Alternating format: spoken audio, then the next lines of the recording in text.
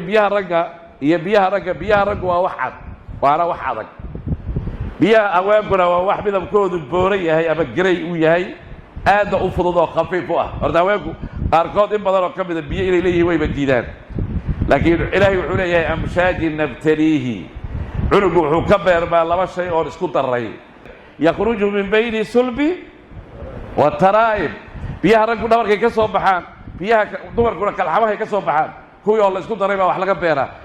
marka biyaha labada biyo saasay kala yihiin. labada biyo markay isma dhex galaan, mid alla midkii raxiimka ku horeeya meesha wax ilaahay ku talagalay wax ku beermaan, hadday biyaha raggu ku horeeyaan cunugii biidni illaahi wuxuu noqonayaa wax lab. macnaa cunugii wuxuu ekaanayaa aabbihi. hadday meesha ku horeeyaan biyaha dumarku ay ku horeeyaanna cunugii biidni illaahi wuxuu noqonayaa wax dhadig. marka islaamtu hadday kaa quruxsato oo dil fool xun tahay oo aadan quruxsanayn, marka u horeeyaba macnaa waxaa weeye ha ku boodina gollabi ma taqaanaan.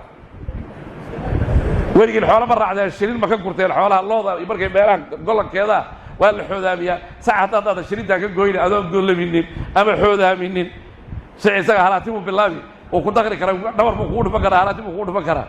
islaanta horta gollabi hadday kaa quruxsan tahay si ay biyaheedu biyahaaga uga hor yimaadaan oo raxibka ay ugu hor dhacaan.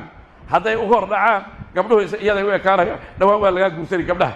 laakiin adiga cajaf haddaad tahay fool xun oo adiga aad fool xun tahay, gaba meeshiina marka horeba aad ku boodo dhawaan islaam meesha maxaa imani, biyahaagii baa ku hor dhici, carruurkaan gaabano adig ku wada ego wada sakaraada meesha imanaysa.